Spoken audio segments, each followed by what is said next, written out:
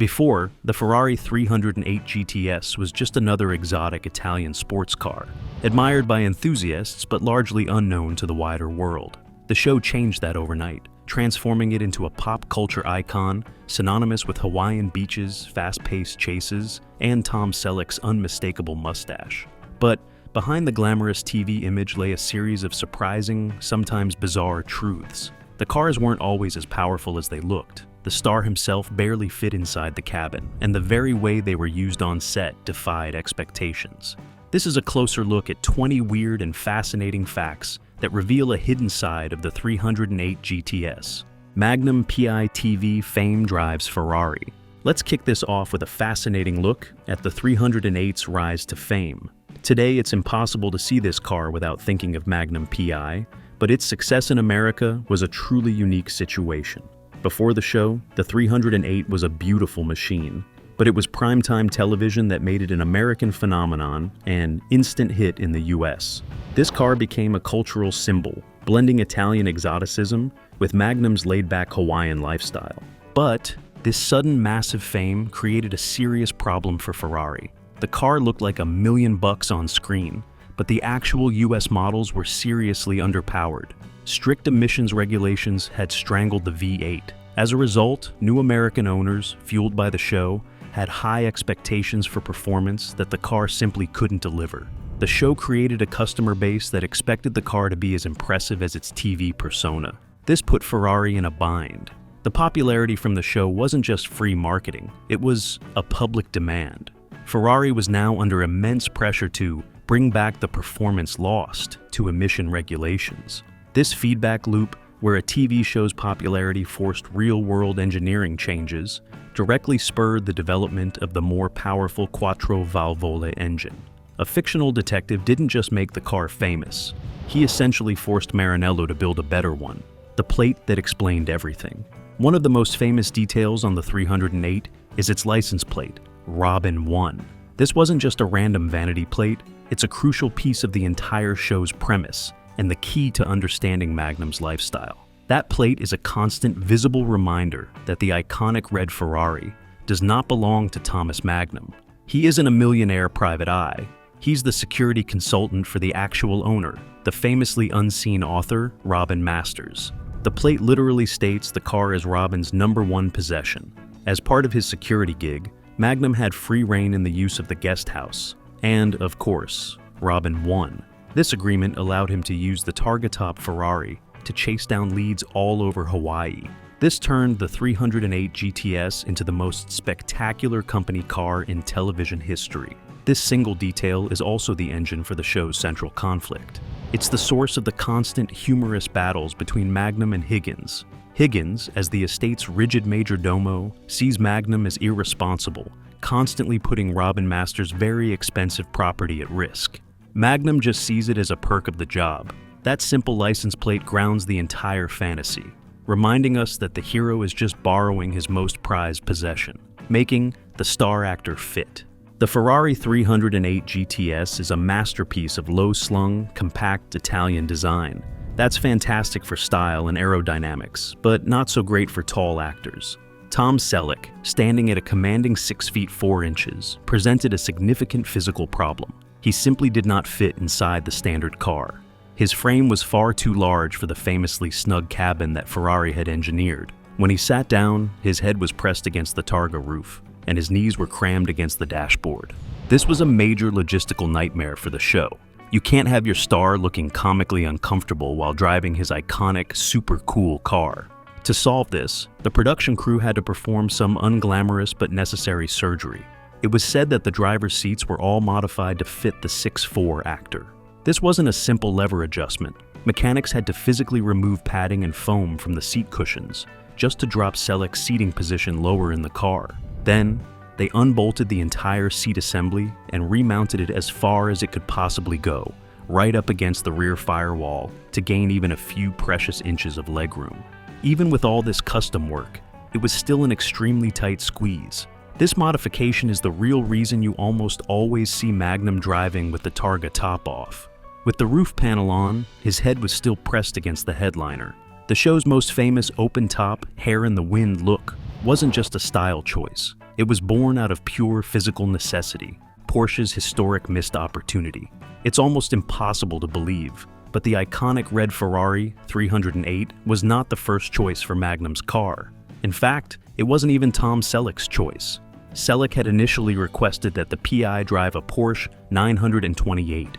This would have completely changed the show's automotive identity. The 928 was a brawny, front-engine German V8 coupe, a powerful grand tourer, but a world away from the sleek, mid-engined Italian Targa. Selleck's preference likely stemmed from the 928's blend of performance and its slightly more accommodating cabin for his tall frame. The producers approached Porsche with the request. They needed modifications, including a custom extra-large sunroof to be fitted to the car. This wasn't for style, it was a technical requirement for filming, allowing the crew to get aerial shots during chase scenes. But Porsche, being famously rigid about their factory specifications, flat out refused to modify their cars for the show. This decision turned out to be a monumental missed opportunity. Their refusal sent the producers looking elsewhere, and they landed at Ferrari.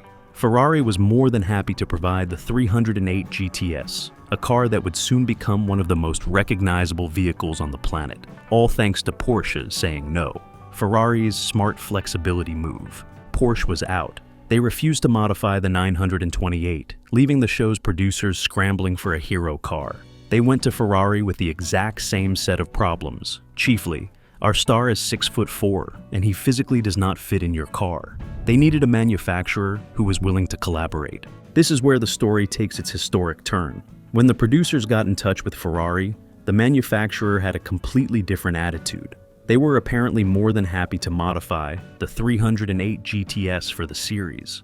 This flexibility is the entire reason the 308 became the icon we know.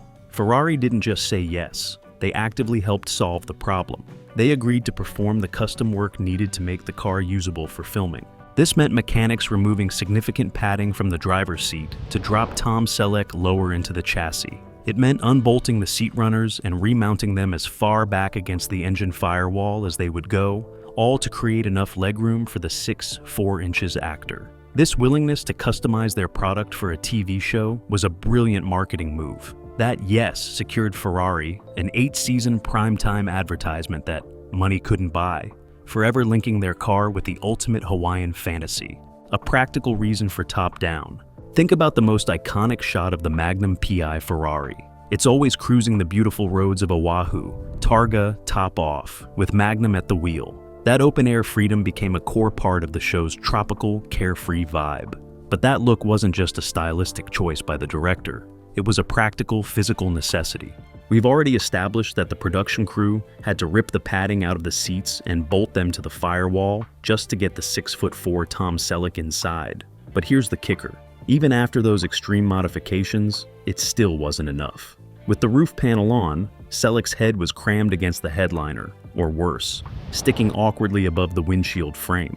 It was completely impractical for long days of filming. So the P.I. mainly drove with the top down for shoots to improve comfort. Removing the roof was the only way to give him the headroom he needed to, actually act and drive. It's a classic case of Hollywood problem solving. What started as a logistical headache caused by a tall actor and a small car accidentally created the show's most enduring and perfect image, the ultimate top-down Hawaiian cruise. A direct line to Maranello. When a TV show needs a car, they usually just buy one or rent it from a Hollywood prop house. That's not what happened on Magnum P.I. The production had a much more impressive connection. Ferrari North America supplied all of Magnum's cars in the hit series. This wasn't a simple rental. It was a full-blown official partnership. Ferrari recognized the show's massive promotional potential from the very beginning. This direct supply line from the manufacturer was a huge deal.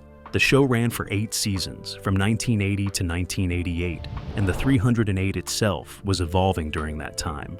Because Ferrari was an active partner, the car on the show evolved too. This is why you can see the model years change throughout the series. They started with the carbureted 308 GTS, which was then replaced by the fuel-injected GTSI, and finally, they upgraded to the much more powerful Quattro Valvole models for the later seasons. Ferrari North America ensured the production always had multiple pristine cars on hand for beauty shots, and of course, separate cars for the stunt sequences. This deep involvement guaranteed that the 308 on-screen was always the best, most current version, cementing it as a rolling 8-year advertisement. Screen-used cars sold as new. We've established that Ferrari North America supplied all the cars for the show. But what happened to them after a season wrapped? These cars weren't just parked, they were driven hard for filming, modified for the cast, and used in stunt sequences. You might assume they were auctioned off as memorabilia or sold as used demo cars. The reality is far more fascinating. When a vehicle was no longer needed for the series, Ferrari North America would take it back. They didn't just store it, they put it through a full refurbishment. The car would be professionally refinished, which often meant fresh paint, and it would be thoroughly serviced to get it back into pristine showroom condition. Then, Ferrari would sell the car to the public as a new vehicle. The person buying it would be listed as the vehicle's official first owner. Just imagine that for a second. Someone in the early 1980s could have walked into a dealership and bought a brand new 308 GTS, having absolutely no idea their car had just spent a year being driven by Tom Selleck, chasing bad guys all over Hawaii. Its entire on-screen history was essentially erased from the sales records. Magnum's first carbureted Ferrari. Not all Magnum P.I. Ferraris were created equal. Because the show ran for 8 years and Ferrari was an active partner, the hero car was updated to reflect the latest models. But the very first one, from season 1, is a special case for enthusiasts. During the first season, Selleck drove a carbureted 1980 Ferrari 308 GTS. This is a crucial distinction from the cars that followed. This 308's V8 engine was fed fuel by a complex old-school system of 4 twin-choke Weber carburetors. It was a purely mechanical, analog setup, representing the traditional way Ferrari built its engines. This car was truly the last of its kind for the show. Starting in the second season, the production had to switch to the newer 308 GTSE. That I stood for injection, as Ferrari had adopted a Bosch Cage-atronic fuel injection system. This change was not for performance. It was made to comply with increasingly strict US emissions regulations. While the new system was cleaner, it was also the one that famously strangled the car's horsepower, creating the performance gap we mentioned earlier. This makes the Season 1 car unique. It had a different, more visceral engine note, a sharper throttle response, and represented a more traditional Ferrari experience that was about to disappear from the market and the show. Ferrari's forced power loss. As Magnum P.I. was launching the 308 into superstardom, Ferrari was simultaneously facing a massive engineering crisis. At the beginning of the 80s, the company was forced to detune the engines in the 308 lineup. This wasn't a performance choice. It was a legal requirement to comply with stricter US emissions regulations. The result was that the car's real-world power was being intentionally suppressed right as its on-screen fame was exploding. This detuning, especially after the switch from carburetors to the early fuel injection systems, significantly compromised performance. Horsepower figures for the US models dropped to a level that was deeply disappointing for a car wearing the prancing horse. This created that awkward performance gap we mentioned earlier, where the car's stunning image didn't quite match its real-world stats. Ferrari was under immense pressure, fueled by the show's popularity, to fix this. The Italian automaker finally gained back its lost ponies when it introduced the 1982 Quattro Valvole power plant. Quattro Valvole simply means 4 valves. By redesigning the engine cylinder heads to use 4 valves per cylinder instead of 2, the V8 could breathe much more efficiently. This brilliant engineering solution dramatically improved power and torque, all while still meeting emissions rules. This is why the show upgraded Magnum's car to the QV model for its final seasons, more than just an engine. When Ferrari finally solved its US horsepower problem with the Quattro Valvole, it was a massive relief for the brand. This was the car that finally had the performance to match its superstar looks, and it's the ultimate model that Magnum drove in the final seasons of the show. But when the automaker revealed the 308 GTC Quattro Valvole at the 1982 Paris Motor Show, it wasn't just about the upgraded engine. Ferrari, in its typical fashion, also showed the subtle styling changes made to the car. The company is famous for this. They're not known for flashy redesigns. The changes were minor, but they were deliberate and important. The new, more powerful QV model needed to be visually distinct from the underpowered GTSI it was replacing. These aesthetic tweaks included a revised front fascia, with new fog lights, different side marker lights, and a slightly different engine lid design to accommodate the new cylinder heads. For Magnum P.I. fans and car spotters, this is the key. These small visual cues are the only way to quickly tell if you're looking at one of the earlier, less powerful cars, or the final form Quattrovalvole from the later seasons. It's a perfect example of Ferrari's obsessive attention to detail, ensuring the car's look evolved, right along with its engineering. Quattrovalvole featured rectangular fog lamps. The later Quattrovalvole version of the Ferrari 308 GTS, which appeared in the final 2 seasons of Magnum P.I, introduced subtle but telling styling updates that set it apart from its predecessors.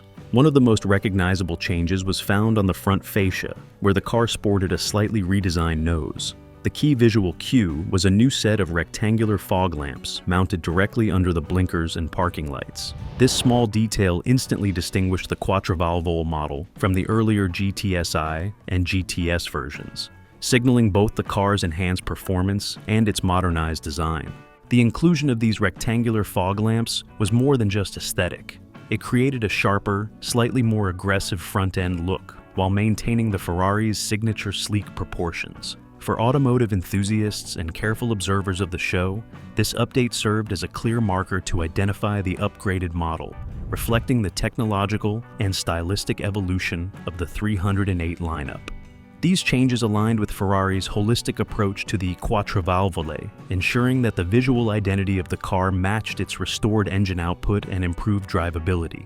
While subtle, the redesign demonstrated the brand's commitment to detail, showing that even minor elements like fog lamp shape were considered in defining the latest iteration.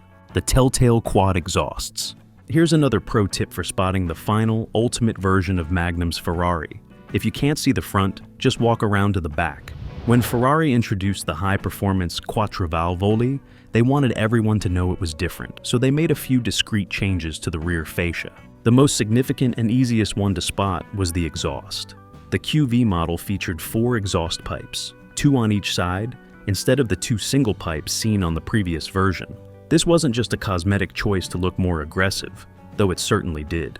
This quad exhaust setup was a direct reflection of the new engine's capabilities, helping that re-engineered V8 breathe more efficiently and audibly signaling its reclaimed horsepower. It wasn't the only change. Ferrari also tweaked the taillights, moving the reversing lights into the outer lamps of the classic quad light setup. But it's those 4 exhaust pipes that really tell the story. It was the car's way of announcing that the underpowered days were over. And this was the true, high-performance 308 that finally lived up to the legend. A surprisingly modest power. The Magnum P.I. Ferrari is the absolute symbol of 1980s exotic performance. It looks fast, it sounds fast, and it was always shown chasing down bad guys. But here's the reality check. The actual horsepower figures are one of the most surprising things about this car. Thanks to those US emissions regulations, the 308's 2.9-liter V8 struggled to put out 200 horsepower in its fuel-injected guise. That was the car Magnum drove for the middle seasons of the show. A Ferrari struggling to make 200 horsepower. Now, we know Ferrari fixed this with the car for the final seasons, the Quattrovalvole. That was the ultimate version. But even that high-performance model saw its power rising to just 236 horsepower. Let's put that in perspective. Today, a modern hot hatchback, or even some family sedans, can easily beat that number. The car's larger-than-life on-screen persona was far more powerful than its actual spec sheet. This really proves that the 308's legendary status wasn't just about raw power. It was about its stunning Pininfarina design, the sound of that V8, and its unmatched cultural impact as the coolest car on television. A flash of red luxury. The classic Magnum P.I. Ferrari look is burned into our brains. Rosso Corsa, red paint on the outside, and a sophisticated, classy tan leather interior on the inside. That red-on-tan combination is the absolute definition of 1980s cool and exotic luxury. However, as we got to the later Quattrovalvole models, the ultimate version of the 308, Ferrari offered some, let's call them bolder interior choices that truly anchored the car in its flamboyant decade. Some of these QV models were specified with a very unusual and visually jarring combination. They featured the beautiful high-end tan Connolly leather interior, but it was contrasted with bright red carpets. Just picture that for a moment. You have the elegant, subdued tan leather on the seats and door panels, and then the entire floor is a loud, vibrant red, echoing the car's exterior paint. This wasn't a subtle accent, it was a clashing, in-your-face statement. It's the kind of design choice that could only have happened in the go-go 80s. While Magnum's specific hero car on the show generally stuck to a more traditional, matched interior, this real-world option is a fantastic reminder of the era's taste. It's a quirky, almost gaudy detail that makes the real-world versions of this car even more of a perfect time capsule. A purely analog cockpit. If you ever needed a reminder that the 308 was a product of the 1980s, you just had to look inside the cockpit. This interior is a pure analog time capsule, a world away from the touchscreens and digital menus of today. The experience was defined by two iconic tactile features. First was the centerpiece of the console, the tall boy shift lever that moves through a chromed gate. This isn't just a gear stick, it's a revered Ferrari trademark. Every gear change was a deliberate mechanical event, accompanied by that satisfying clack-clack sound as the metal lever slid into the next slot. It's a sensory experience that's completely lost in modern cars. And then there were the controls. Forget submenus. The 308's cabin was home to what's best described as a platoon of toggle switches. You had a whole bank of physical identical switches for everything from the lights to the windows to the ventilation. It was a very hands-on, almost aircraft-like setup. Add in the period-correct cassette stereo, ready for your mixtapes, and you have the perfect 1980s driving environment. It was pure, tactile, and all about the mechanical connection between driver and machine. A finicky, hidden door latch. For a car that was constantly used in high-speed chases and quick getaways on TV, the way you actually got into it was surprisingly elegant and almost fragile. The 308 GTS didn't have a big, chunky, grab-and-pull door handle. That would have ruined the car's perfect, sleek Pininfarina-designed body lines. Instead, the designers hid the mechanism. To open the door, you had to flick a delicate one-finger catch. This tiny latch was cleverly concealed within the window frame, a detail so subtle you might miss it if you weren't looking. This small, almost finicky mechanism is a perfect example of Italian design, prioritizing stunning aesthetics over brute force utility. Once you activated that little catch, the door would pop open, allowing you to sink into the low-slung caramel leather seat. Once that hidden catch was engaged, the driver would drop into the low-slung caramel leather seat, instantly surrounded by the unmistakable scent and feel of Italian craftsmanship. This understated interaction, graceful, precise, and elegant, perfectly embodied Ferrari's belief that beauty and function should exist in delicate harmony. The forearms of Magnum. On television, Thomas Magnum made driving the 308 look absolutely effortless. He'd cruise the scenic roads of Oahu, cool and collected, always in perfect control, often with just one hand on the wheel. But the reality of driving this car, especially in town, was a completely different story. It was anything but effortless. When the car was cold, just pottering in town traffic, the 308 initially felt like hard work. The biggest factor was the steering. It was completely unassisted. This means no power steering. At high speeds on a winding road, this provided great feedback. But while trying to park or navigate a slow-moving street, it was incredibly heavy. The car demanded real physical strength, almost requiring the forearms of an 80s action hero to wrestle with the wheel. Compounding the problem was the famous gated gearbox. It wasn't a standard H pattern. First gear was in a dogleg position, down and to the left. This setup, combined with a cold transmission, made engaging that first gear notoriously stiff and difficult. You couldn't just slip it into gear. You had to be deliberate and forceful until the transmission oil warmed through. So, the smooth, one-handed shifts you saw on TV were pure Hollywood magic. In the real world, just getting the car moving through town was a full-on physical workout, requiring a level of muscle that modern drivers simply can't imagine. The targa top was king. When Ferrari designed the 308, they offered two flavors: the 308 GTB, a beautiful fixed-roof coupe or berlinetta, and the 308 GTS, the Spider version, with the removable targa top roof.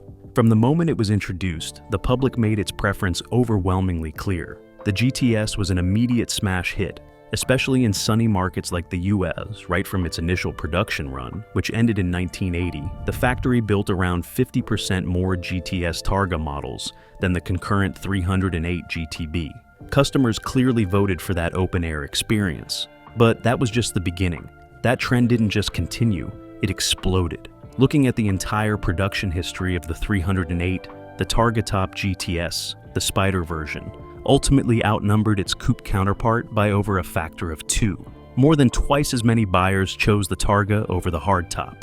This real-world popularity made it the obvious and only choice for Magnum. P.I, the show, set in tropical Hawaii, featured the exact car that buyers were already obsessed with. The show and the car's sales success reinforced each other, cementing the open-top 308 as the definitive model of the entire series. Simpler lubrication for Magnum's Ferrari. This last fact is for the real engineering nerds, and it highlights a fascinating mechanical difference hidden under the engine lid. Not all Ferrari 308s were built the same. Depending on the market, they had significant internal differences. European market cars were often fitted with a dry sump lubrication system. This is a complex, race car-derived technology. It uses a separate external oil tank to ensure the engine gets perfect oil pressure even during extreme high-speed cornering. It's the kind of exotic engineering you expect from a Ferrari. But the cars on the show were different. Australian, Japanese, and USA market examples had wet sump lubrication. This is a much more conventional and mechanically simpler system, where the oil just sits in the pan at the bottom of the engine, just like in most regular production cars. While a wet sump system is perfectly fine, it's technically less advanced than the dry sump. This means the actual hero cars used in Magnum P.I, which represented the peak of exotic performance to millions of Americans, were running a less complex, less race-focused engine setup than their European counterparts.